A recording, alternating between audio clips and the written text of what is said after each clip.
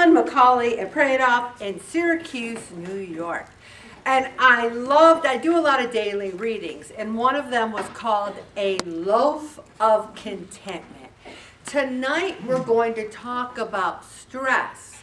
And before we begin talking about stress, we're going to talk about contentment and happiness, because it's my firm belief if we concentrate on being content and happy, we will feel less stress. So let's just look at this. I love it. It's by Jennifer Christ, who is an inspirational writer with a great last name.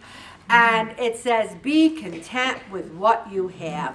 Sometimes it seems that everybody but you lives a charmed life. Your friends have their adult children living by. Yours are scattered all over the country. Other people are healthy, productive, and your asthma and arthritis make it a challenge just to get through some days. So many people talk about their great cruises and their vacations, but you can't afford to go on such luxuries. It's seductive to fall into the poor me syndrome. Yet this morning, she saw a beautiful red cardinal. You can get a beautiful birthday card in the mail, have some nice tea. And here's the saying I love that she wrote: gather the crumbs of happiness to make a loaf of contentment. Accept what is and find God's gift and grace hidden there.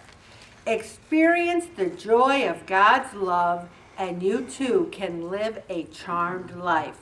Lord, I am grateful for all you have given me this day. And you know, it's funny, and we're going to go right over to the next article, which is 10 Secrets of Happiness. And these are written by Pope Francis, and they're interpreted through by Father Ron. And I love this article, but it's funny because we just got back from a week, 8-day trip, and travel isn't for the faint of heart. You know, you get up at 2 o'clock in the morning, you got to be at the airport by 3:30. You have to take a small plane to Newark. You have a 3-hour layover. They don't take cash. No one takes cash. Bonnie was saying, I need to tell everyone that you're not supposed to take your purse to the On Center. Most people know that. But if you haven't been to the On Center in a while, you don't know you can't take your purse. So here she paid all this money for a ticket, and they tried to take her purse. So and they did. They said you can't take it in. You either put it in your car, which it was a million miles away. And there's so many things, like you cannot buy a cup of coffee in the airport without a credit card. And I'm one of those old school people that don't like to be swiping my card in the airport for $1, which is a kind of an oxymoron, because nothing's $1 in the airport. But then, then you have to wait 3 hours and get on another plane. And so it's really for people with strong faith. Because you just have to say, Jesus, I trust in you.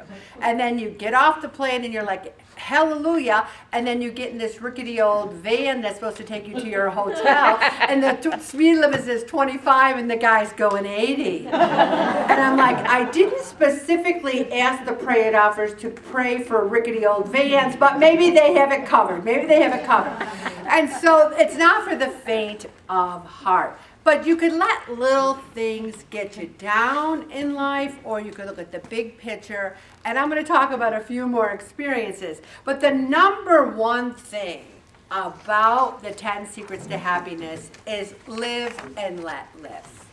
Because there were people in the airport, and these two here over were complaining about our current president so loudly that everyone was looking at them. And then there's people over here that have Gulf of America t-shirts on. And it's like, and the number one thing is what everyone live and let live. Because if we get bogged down by everything else, we will just be in a whirlwind of stress and emotions. You know, it is what it is. That's my one time for the day. You just got to let it go. Live by your own convictions and pray for everyone else that you don't think they should believe exactly what you believe. You can pray for them. And really, it's less stressful to live and let live. Be giving of yourself to others. So important. I am behind. Ellen McCauley is so busy, and I've been gone, I'm behind, I got so much to do, and somebody I used to work with was trying to get a hold of me when I was gone because she wants me to do a PowerPoint presentation for her on Sunday, which is my only free day. I'm working tomorrow, I'm busy the entire day Saturday, and then I'm working 4 days next week, but she wants me to do a PowerPoint presentation for her church.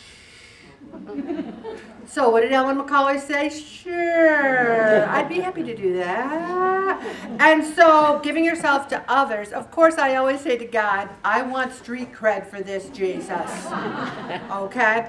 And then proceed calmly. Everything is calm. And this is where I have trouble.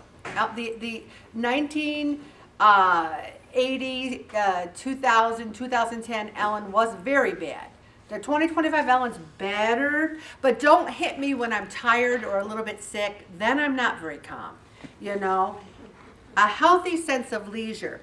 One of the people said to me tonight, do you like a cruise better than an all-inclusive?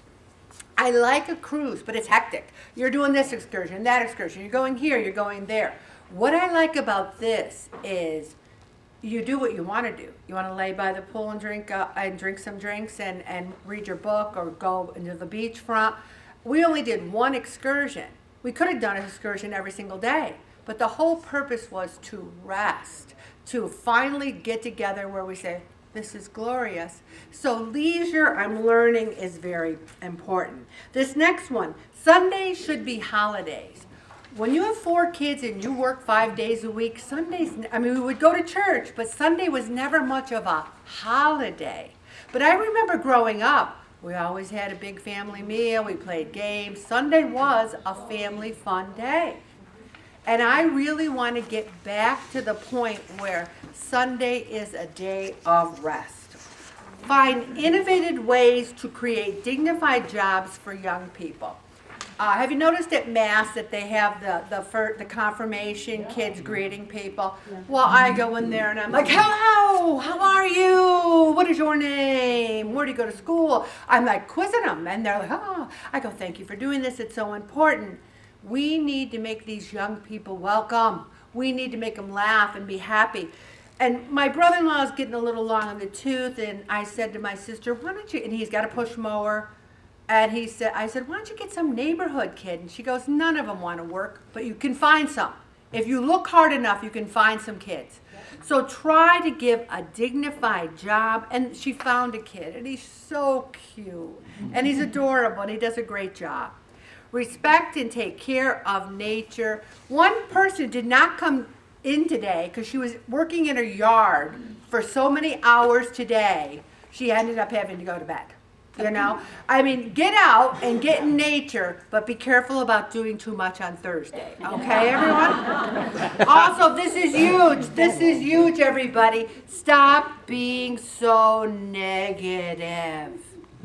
Needing to talk badly about others indicates our own lack of low self-esteem. When we were on our trip, I saw the most interesting attire.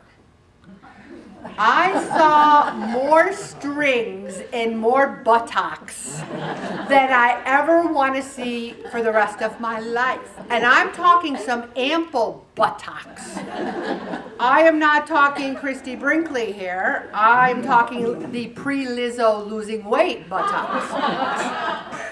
And you know what? I used to think, whoa, but now I think, wow, they really have great body opinions of themselves. So many people had two-piece bathing suits on, and they had the top, the bottom, and their gut was hanging right out here. And I'm not talking pregnant women. And I think, wow, I don't think I've ever, maybe when I was 5, I wore a two-piece bathing suit, but that was it. But I stopped being negative about it. I think, hey, more power to them. Good for you, girlfriend. You want to get a tan on that ample buttocks and ample stomach? Good for you. It doesn't make anything to do with my self-esteem. I don't want to do it. Also, don't proselytize, which I never was good at that word. Respect others' beliefs. This is important because I remember my best friend who died young, 53 years old. She says, I'm going on a missionary trip, and she was going it wasn't China, but it was over in an Asian country. And she said, I said, oh, what are you going to do? Are you going to have like, tent meetings and preach? She goes, no, we're going to teach them to play baseball. And that was how they were going to show them Christ by their life, by their love, by their outgoingness, by caring enough to teach the kids baseball. So that is what Jesus wants us to do. He wants us to show we are Christians by our love. Also, work for peace. That is so important. Peace begins at home. Peace begins in our family. But you know where else peace begins? In our own body, in our heart, and in our mind. And that's why we're going to stop right now and talk a little bit about stress.